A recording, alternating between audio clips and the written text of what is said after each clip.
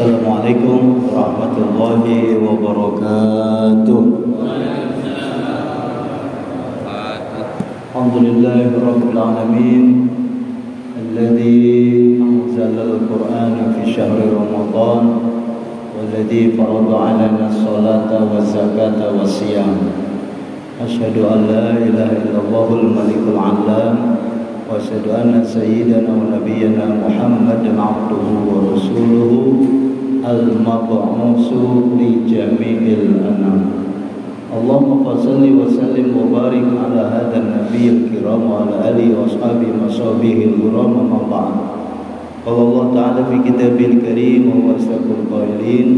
A'udzu billahi minasyaitonir rajim. Bismillahirrahmanirrahim. Wa idza sa'alaka 'ibadi anni fa inni qarib ujibu da'watad da'i idza da'ani falyastajibu li wal yu'minu bi la'allahum yarshudun. Wa qala aidan walitukmilul 'iddata walitukabbirullaha 'ala ma hadakum wa la'allakum tashkurun. Wa qala Rasulullah sallallahu alaihi wa alihi wasallam idza kana fi akhir Ramadan idza kana fi akhir Ramadan shadda mizarahu wa ahya lailahu wa aiqadha ahlahu muttafaqun alaih. Sadaqallahu sadaqa rasuluh. Ma'asyiral muslimin wal muslimat, sidang salat subuh di detik-detik akhir Ramadan yang sama-sama dimuliakan Allah Subhanahu wa taala. Amin. Bapak Ibu sehat semua, Pak Haji? Sehat ya, alhamdulillah. Yang penting kita sehat. Alhamdulillah tidak ada yang sakit. Kita bisa menuntaskan ibadah di detik-detik terakhir. Hari ini adalah puasa Pak Haji yang ke-25. Alhamdulillah. Semalam barangkali saya yakin setinggi-tingginya pasti kurang tidur. Karena sama kita ingin mendapatkan inna anzalnahu fi lailatul qadr ma adraka ma lailatul qadr. Ayatnya itu terus Pak ya.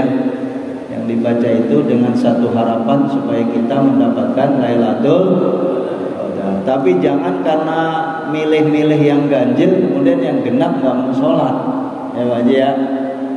Semua para DKM yang saya muliakan, tokoh masyarakat, Pak RT, Pak RW, Ibu, Bapak yang mendengarkan kuliah subuh ini, saya memberikan motivasi. Pertama yang harus kita syukuri adalah fabi'ai ala'i rabbikum tukadziban, itu nikmat sehat dulu, nikmat iman dan Islam, nikmat masih kuat puasa.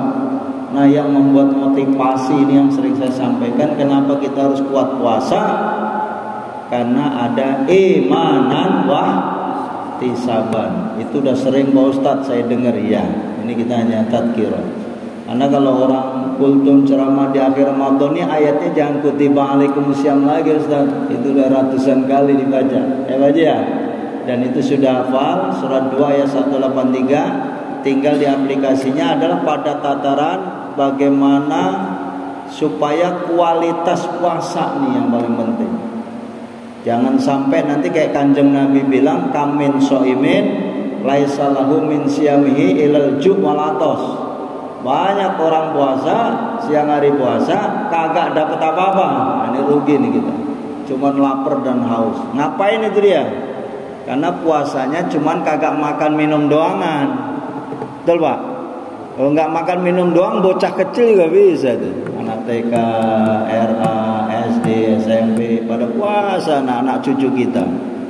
Nah, kualitas Bapak Ibu ini umur di atas gocap, umur di atas 40 harus lebih meningkat.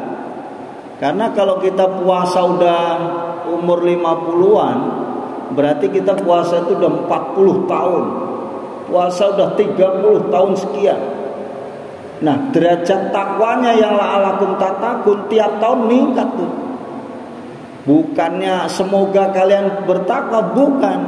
Pasti kalian takwa, pasti. La'ala di situ tuh pasti ente takwa kalau ente puasa mah. Dengan catatan puasanya benar. Jadi takwa kita tuh kalau bahasa Betawinya gini aja tuh. Kira-kira kalau kita puasa setahun nih, ya, setahun sebulan sekali kan kita 1 bulan full tuh puasa, pasti jadi orang bener. Nah, orang bener dikumpulin tiap tahun, benernya makin bener. Artinya apa? Makin tua gitu kitanya kudunya makin bener gitu. Nah, bener di bidang apa Pak Ustadz? Ya baca Qur'annya bener juga. Elok kan kita gini hari belum khatam Qur'an, belum malu juga Pak. Ya mohon maaf nih kalau yang belum mah. Kalau bisa ya dikhatamin Pak. Ya memang bulan suci Ramadan kan Syahrul Quran Pak Haji. Syahrul Quran tuh bulannya Al-Quran. Makanya wajar kalau di Arab Saudi, di Mekah, Madinah, di mana tuh Pak, di masjid-masjid Nabawi, masjid-masjidil Haram, Quran terus yang disebut. Bukan hadis nggak boleh dibaca, boleh. Kitab nggak boleh dibaca, boleh banget. Tapi lebih akrab kepada Al-Quran, terutama di bulan suci Ramadan. Nah, sebelum saya memasuki ke situ, kita bersalawat dulu pada kanjeng Nabi Muhammad sallallahu alaihi wasallam, Sayyidina Muhammad. Terus diperbanyak di akhir-akhir ini, ketika nanti Bapak Ibu di masjid, sholawatnya diperbanyak. Ustadz, saya kalau iktikaf itu ngapain aja? Nah ini, iktikaf itu selain ada syarat-syaratnya ya kan, kita duduk, fokus, udah punya wudhu, sholatnya aja tuh. Kalau Rasulullah di akhir Ramadan tadi apa? Tidak karena akhir Ramadan syadda mi'zarahu, dikencengin sarungnya. Sarung dikencengin iki maksudnya apa? Artinya berusaha semaksimal mungkin. Kalau bisa mah nggak usah deketin bini dulu. Artinya ya nggak usah dekat-dekat dengan istri. Waduh, berarti kita harus misah Pak Ustadz? Enggak, bukan misah. Artinya Rasulullah itu betul-betul di akhir Ramadan itu finish, fokusnya beliau itu pada tataran ngibadah. Jadi yang halal istri, halal aja nggak boleh. Artinya Rasulullah nggak mau melakukan. Bukan nggak boleh tidur, tapi kalau saya pengen sama istri boleh Ustaz? Ya boleh. Nanti ngajinya salah fokus, gagal fokus juga. Kata Ustaz Cakmur tadi nggak boleh berhubungan seks di malam hari. Salah saya ngomong gitu. Karena memang Quran surat Al-Baqarahnya jelas. Jadi kalau malam hari emang dibolehkan. Uhilla lakum lailatas siyami arrafatu ila nisaikum, boleh. Jadi tapi kalau kanjeng Nabi di akhirnya itu nggak mau beliau gitu loh Pak.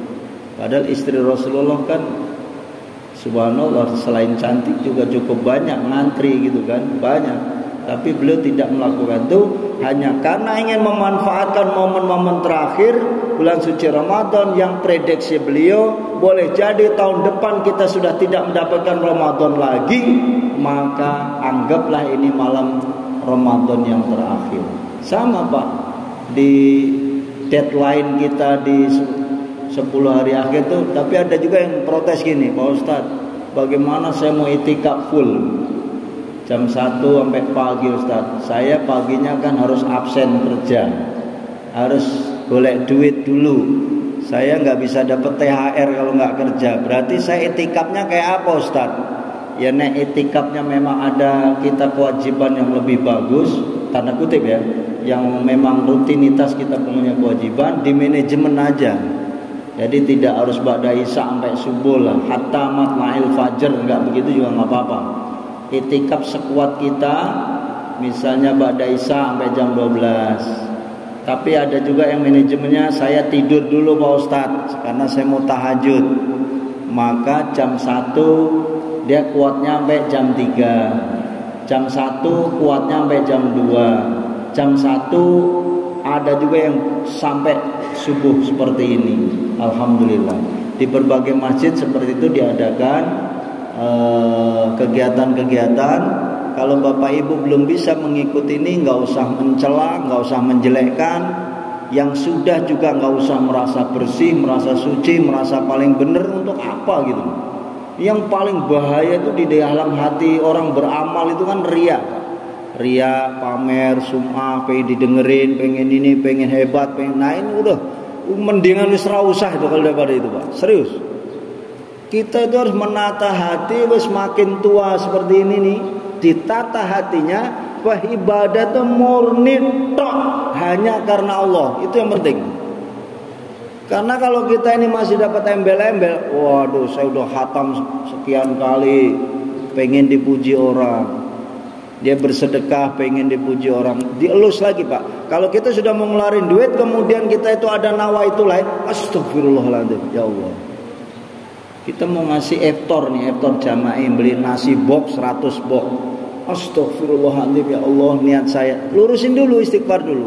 Tapi tetap belikan aja iftarnya, sedekahnya, air kuahnya, air zam-zamnya, kurmanya, silahkan. Tapi yang tahu kan ini Pak, itu tipis itu.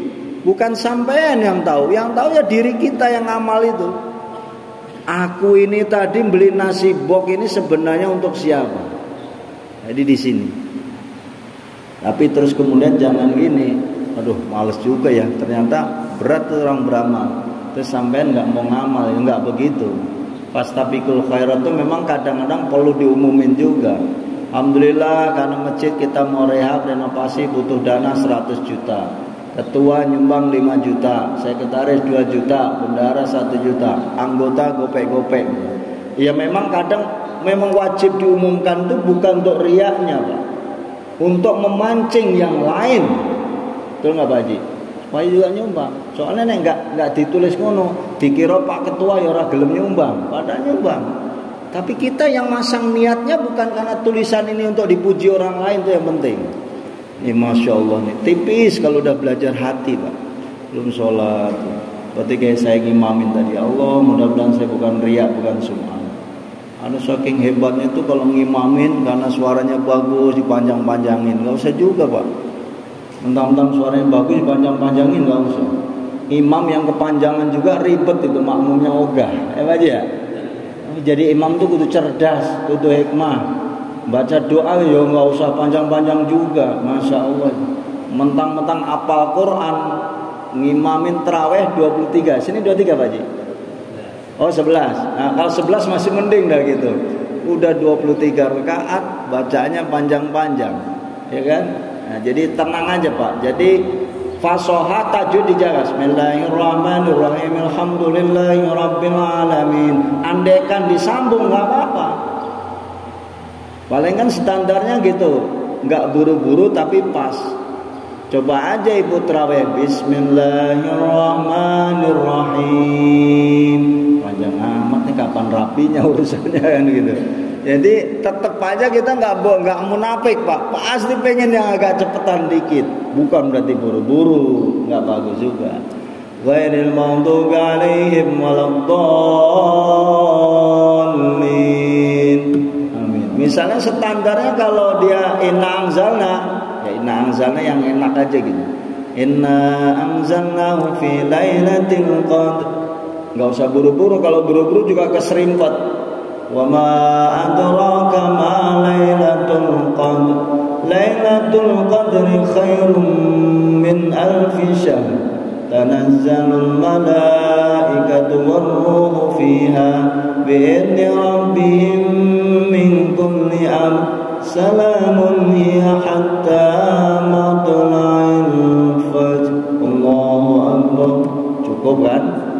Coba yang sholatnya 23. Beda lagi Pak bacaannya ya.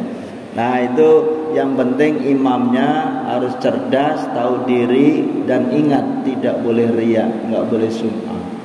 Jadi kalau sholat sendiri dia malas. Tapi kalau sholat pengen didengerin orang lain khusyuk banget. Sama kayak dia sholat tahiyatul masjid karena dilihat orang, dia sholatnya dibagusin. Kalau kagak ada yang lihat, sholatnya nyantai aja. Jangan juga Pak. Kita walaupun di rumah kalau bisa tetap pakai peci. Sholat tuh diusahakan Bapak, walaupun tidak wajib ya. Usahakan, ya mohon izin, mohon maaf Abang ya, tidak pakai kaos. Itu kalau kita ke Madinah, semua Pak, mohon izin, hampir rata-rata pakainya bukan berarti kalau orang pakai gamis kayak orang paling bener gitu, enggak juga Pak. Bukan begitu. Ini bukan ukuran kan. Bapak baju takwa, baju batik, tapi hatinya baik kan enggak apa-apa juga. Tapi libasukum yukrimukum qoblal julus. Jadi baju itu juga bisa dihormati sampai gara-gara baju. Coba aja datang ke pesta gedung, mana ada perkawinan Pak, sampai bajunya kayak gembel gitu. Walaupun gembel bukan berarti nggak punya duit. Artinya bajunya jelek bukan berarti dia kantongnya kosong, nggak juga. Tapi kan setidaknya menempatkan diri pada tempatnya dan tidak berbuat zalim terhadap dirinya. Itu Islam kan ngajari kayak gitu. Karena baju yang rapi, pilih yang paling bagus, yang wangi, udah dicuci, Bu. Ibu jangan malas cuci. Bapaknya habis tarawih karena gerah 11 rakaat, lempar bajunya. Kadang setiap hari, Pak Ustadz, suami saya ganti baju. Alhamdulillah malah bersih kan. Jangan 1 minggu kita masih pakai bajunya merah ini terus, putih-putih terus gitu.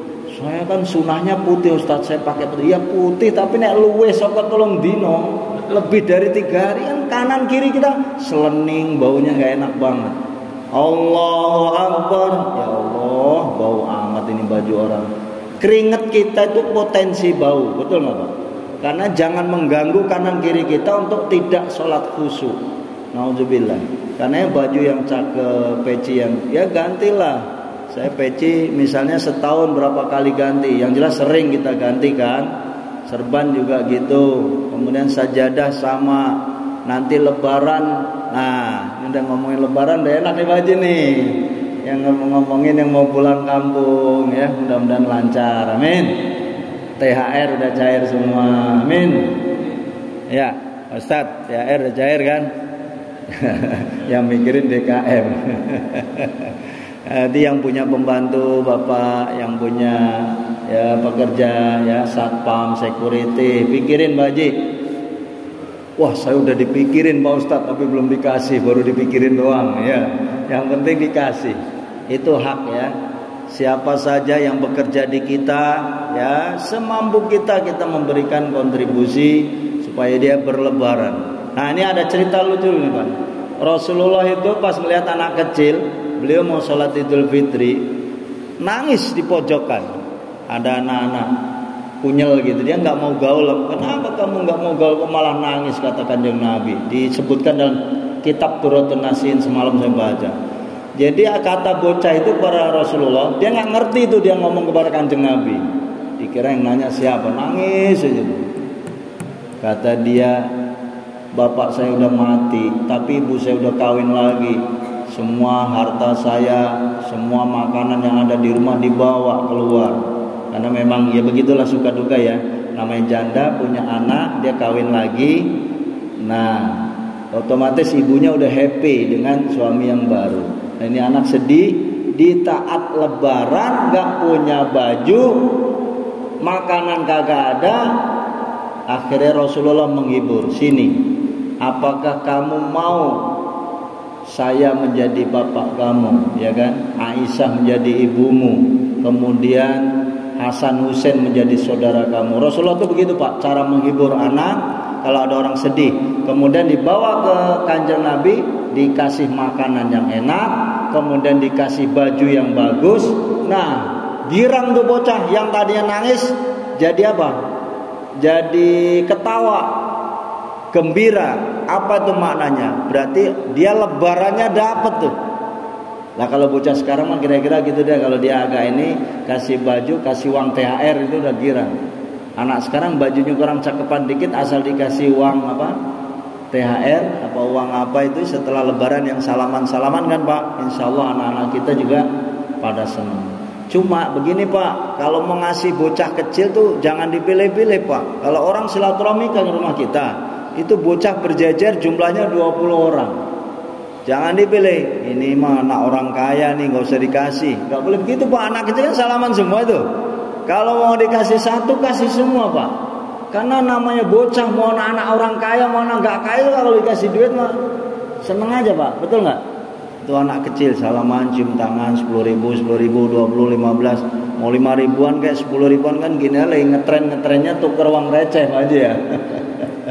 Ada uang kotak amal tuh banyak banget uang recehan, tapi kurang cakep. Nah, sekarang tuker uang receh. Persiapan mudik, ya kan? Yang nggak mudik juga di sini kita ngasih sedekah. Jamaah yang dimuliakan Allah Subhanahu Wa Taala, saya baca dalam kitab Fathul Mu'in. Ini mohon dipegangin kita di akhir Ramadan ini. Di akhir Ramadan itu penting ada 3 hal. Menurut kita Pak, diamalin nih 3 hal. Yang pertama, perbanyak sedekah. Yang kedua, perbanyak khatmul Quran, qiraah, baca Quran. Yang ketiga, iktikaf. Selesai ngaji kita hari ini. Tinggal saya mau jelasin di mana itu sedekah. Mumpung di akhir Pak, pahalanya bukan hanya 10 kali derajat, tapi sampai 7 kali lipat kalau dalam konteks kebaikan di akhir Ramadan ini. Ini dalam sebuah kitab. Nah, pengertian sedekah ini, sedekah juga ada 2. Ada sedekah wajib, sedekah sunnah. Nah, yang wajib jangan lupa, ini masjid luar biasa. Bapak Ibu harus segera membayar zakat mumpung masih ada umur. Apa jaminan tuh kita ketemu minal aidin wal faizin? Banyak juga yang udah lewat Pak kemarin. Baru puasa seminggu mati. Saya mau berangkat ke sini tadi Pak Haji, tetangga saya meninggal. Artinya apa tuh? Puasanya nggak nyampe 30 hari. Nggak ketemu lebaran, padahal lebaran tinggal berapa hari? Hari ini 25. Kalau nanti nunggu pengumuman pemerintah, Kamis sore kita ru'yah hilal di Kementerian Agama. Organisasi Islam apa aja kumpul, ru'yah se-Indonesia, hampir ratusan titik lokasi hisab ru'yah. Kalau yang Bapak mau menentukan ikut, maaf nih, mazhab aliran tertentu pengen puasanya tanggal 21 April, ya silakan.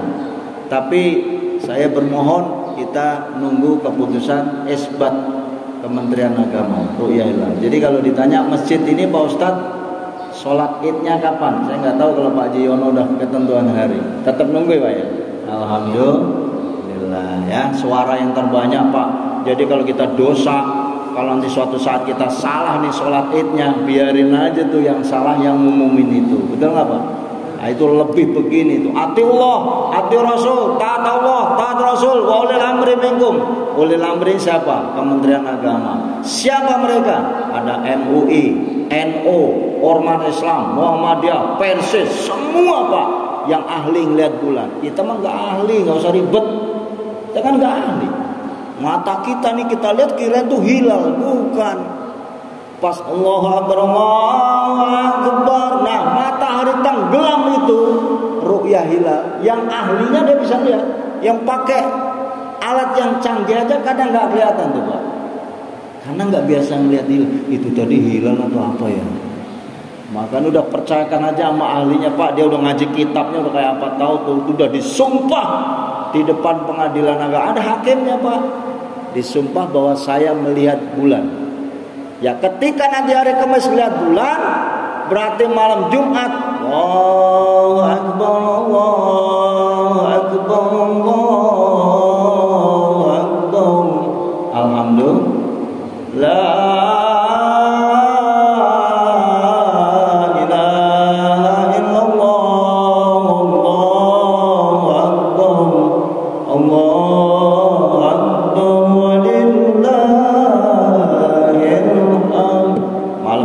Itu berarti nggak sholat tarawih. Tapi kalau malam Jumat nanti jam 7 malam diumumkan bahwa saudara seluruh yang lihat hilal tidak bisa melihat malam itu, maka malam ini masih tarawih. Kalau malam Jumat masih tarawih, Jumatnya masih puasa, berarti lebarannya hari Sabtu. Tapi ada juga yang udah bilang, saya mau dilihat bulan mau kagak, yang penting saya lebaran tanggal 21 April. Silahkan. Yang enak Ustadz, 21 April bisa khutbah Idul Fitri. Hari Sabtunya khutbah lagi, 2 kali khutbah. Ustadz geblek. Ustadznya gak punya pendirian. Kalau saya gak mau lah. Berarti kalau saya khutbah Idul Fitri di hari Jumat, berarti saya makan minum dong. Kalau saya udah khutbah di hari Jumat, saya harus makan minum Pak. Benar nggak? Karena hari Raya Idul Fitri haram untuk puasa Pak. Nah inilah makanya beratnya tuh di situ tuh, menentukan hari raya termasuk menentukan awal Ramadan. Nah kita doain mudah-mudahan lebarannya sama Pak. Udah puasanya sama, lebarannya sama, enak gitu. Benar nggak Pak?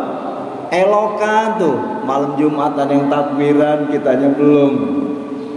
Ya itu luar biasa, memang tantangannya, potensi untuk perbedaan ada. Tapi kita menghormati Pak, nanti nggak usah ribut, jaga keamanan, jaga ketertiban, sama-sama saudara kita. Cuman perbedaan pandangan, ada yang menekan cukup ilmu hisab, ilmu hitungan saja, ada juga yang ru'yah. Kalau menurut hadisnya Kanjeng Nabi yang kayak apa Ustaz? Sumu li ru'yatihi waftiru li ru'yatihi. Selesai. Mau ngikut Kanjeng Nabi enggak? Puasa karena ngelihat bulan. Nanti lebaran juga kudu lihat bulan. Oh, saya nggak bisa melihat Ustaz. Ya makanya yang lihat ahlinya. Ilmu falak itu udah luar biasa. Itu harga untuk nyorot bulan tuh ratusan juta itu Pak. Mahal itu Pak. PBNU punya, kita di Jakarta Barat PCNO ada, PWNU DKI ada, di Kementerian Agama ada. Ormas-ormas itu udah punya alat-alat itu ya Pak. Alhamdulillah. Bapak Ibu yang saya muliakan, itu yang pertama sedekah. Jangan lupa bayar zakat. Zakatnya dihitung nih sekarang. Ini masjid kita nggak tahu 3,5 liter. Ada yang lancar. Saya Ustaz bayar zakat doang. Zakat fitrah doang maksudnya. Berapa? 3,5 liter. Dia bayar setengah. Kemudian dia nggak mau bayar zakat yang lain. Ya silahkan dihitung dengan baik. 3,5 liter itu ada yang 50.000 ya, ada yang 40.000, ada yang 35, tergantung berasnya. Sebaiknya beras yang terbaik yang Bapak Ibu zakatkan. Ini saya baca dalam kitab bahkan hadis begini Pak. Ini ribet nih Pak nih. Hati-hati. Kalau Bapak Ibu nggak cepat bayar sekarang, kemudian lupa, dan bahkan nanti sudah sholat id masih lupa bayar zakat, setelah ingat Bapak bayar juga, itu bukan zakat fitrah. Itu kata Rasulullah, sodakotun minas sodakoh, menjadi sedekah dan tidak bisa membersihkan jiwa harta ibu bapak. Nauzubillah. Bahkan dalam kitab Durratun Nasir disebutkan yang begitu harusnya didenda untuk memerdekakan budak. Nauzubillah tuh Pak. Makanya fitrah ini cepetan. Alah Pak Ustaz, puasa ntar aja masih 5 hari lagi. Tenang aja, saya mah bayar zakat fitrah kalau udah malam takbir. Kalau ketemu ente sama takbiran, kalau kagak. Betul nggak Pak? Cepet nih panitia zakat. Ya, ntar malam diingatin yang belum zakat. Minimal zakat fitrah. Kalau zakat mal dia nggak bisa ngitung, belajar. Zakat gaji berapa persen? Kalau punya emas berapa persen? Kalau punya kontrakan, villa, cara ngitungnya gampang itu. Yang ribet makan mau membayar. Kalau ngitung mau gampang aja. Ya, Bapak Ibu ya, minimal zakat fitrah lah. Karena itu penting. Nanti kalau kita khutbah Idul Fitri, Bapak belum bayar, itu menurut hadis riwayat Ibnu Majah dan Tirmidzi menjadi sedekah biasa. Jadi hati-hati.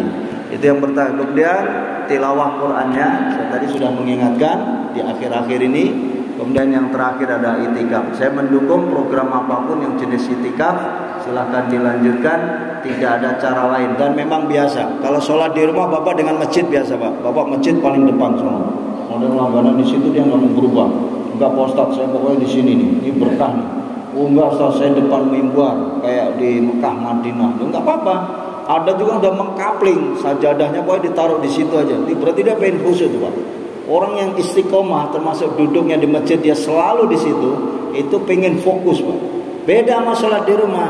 Nah, tuh bocah minta uang jajan, istri bengkono begini, ada suara ini. Kalau masjid kan enggak Pak. Handphone matiin total. Kalau bisa nih puasa handphone kalau udah itikaf. Tapi nanti kalau ada nelpon gimana Ustaz? Ada WA. Ya sesekali dibuka. Tapi ketika sudah fokus, HP matiin dulu. Nah, kemudian kita apa yang kita harus kerjakan? Kata Rasulullah, wa ahya lailahu, hidupin malamnya. Maksud hidupin malam itu beliau sholatnya nggak dihitung. Gak usah begini. Ini Pak Ustaz, sholat kalau malam lagi itikaf itu berapa rakaat? Wis rasa dihitung sak kuatmu. 2 ya 2, 4 ya 4, 6 ya 6, 8. Woi, sak ngantuk ya. Nah, ini ngantuk, istirahat dulu, ngopi dulu ya kan? Ngopi, nanti mulai lagi, wudu lagi. Ngantuk banget Ustaz, saya harusnya pulang ini. Nek pulang pasti tidur, tapi kalau banyak temennya, dia mojok dulu ngopi, rokok 2 batang, sebatang. Jadi pada siang hari dia ngeliatin orang rokok, pengen malam rokok yang banyak. Kalau melihat orang ngopi ya, daripada ngopinya siang hari, habis traweh 1 gelas, habis malam-malam 1 gelas, pas sahur 1 gelas, biarin aja. Kenapa? Karena siang hari lihat orang ngopi pengen, strateginya dibalik, malam harinya ngopi dan rokoknya diperbanyak. Boleh nggak? Ya boleh banget. Kalau bapak ibu siang pengen lihat nasi padang, kayaknya ngiler, ya malam makan padang, kenapa sih kok ribet? Lihat siang, lihat uduk pengen, malam makan uduk, begitu. Cuma dibalik doang waktunya, ya kan? Ya kan puasa tuh nggak susah. Puasa enteng, puasa ringan, qiyamul lail juga itu. Jangan gerutu, ya Ustaz, saya sebulan ini sholat tarawih udah urut 2 kali, nggak apa-apa. Yang di apotek ahli obat, aku minum vitamin, Ustaz udah saya suntik vitamin nih, tarawihnya luar biasa fisik saya. Memang sudah mulai ini Pak, ya biasalah. Biasanya malam-malam nggak pernah sholat segitu banyaknya, ini dikejar tayang dari 1 Ramadan sampai 25 Ramadan ini gaspol kan gitu.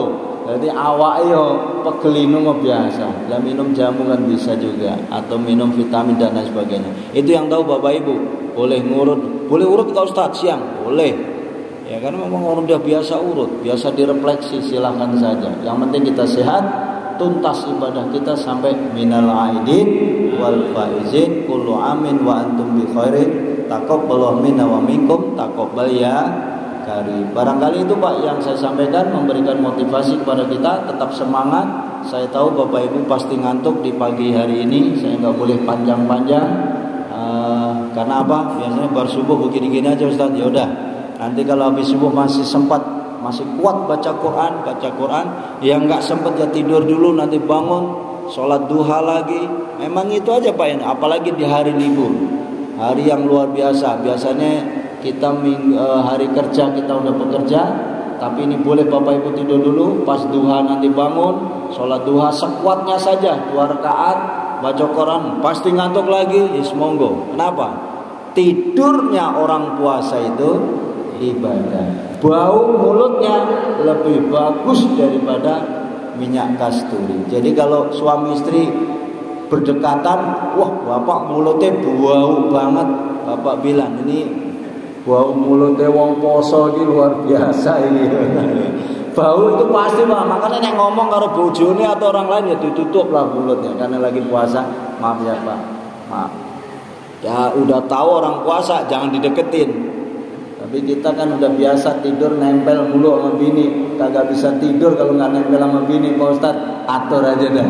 Yang penting jangan sampai batalin puasanya. Insya Allah. Hati-hati tuh kalau siang hari libur begini tidur sama bini lupa lagi. Kalau lupa bukannya nggak apa-apa Ustadz. Nah itu kalau lupa beneran. Contoh kalau mau tidur kita minum gitu, setelah minum 2 gelas baru ingat puasa, batal nggak? Enggak, kalau memang lupa. Ada juga yang siang hari enak mimpinya apa? Mimpi makan sop, makan sate, mimpi tapi mimpi ya nggak apa-apa. Siang hari dia tidur karena udah lama nggak ketemu bini, mimpi hubungan seks dengan bini. Nah, namanya mimpi nggak apa-apa. Yang ribet kalau beneran itu luar biasa. Mudah-mudahan kita diberikan kekuatan Allah, amin. Yang mau mudik diberikan keselamatan, amin. Dijaga kesehatan, jangan lupa sedekah, uangnya dibawa ke kampung, nggak apa-apa disebar aja tuh di desa, kembali ke Jakarta nanti duitnya oke meneh, amin.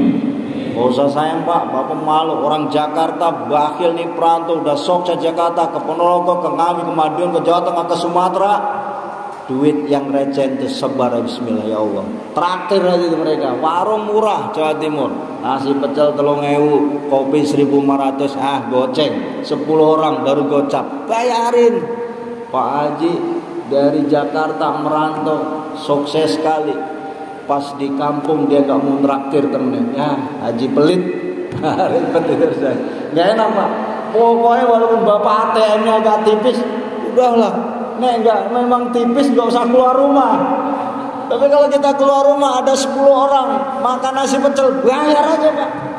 Berkah itu insyaallah. Amin ya rabbal alamin. Jadi konsep mudik tuh kayak begitu, niatnya sedekah, silaturahmi, lihat makam bapak ibunya, lihat kuburan cangcinya, kirimin Fatihah, zikir, undang, bikin besek 100 tahlil. Wah, itu baru cakep tuh Pak. Insya Allah. Allah. Mudah-mudahan dikabulkan hajat kita, dimudahkan segala-galanya, dan kita diberikan umur yang panjang, bisa menikmati Lebaran dan tahun-tahun berikutnya kita tetap bertemu dengan Ramadan. Amin ya rabbal alamin. Walafu minkum hadanallahu wa iyyakum ajmain. Wassalamualaikum warahmatullahi wabarakatuh.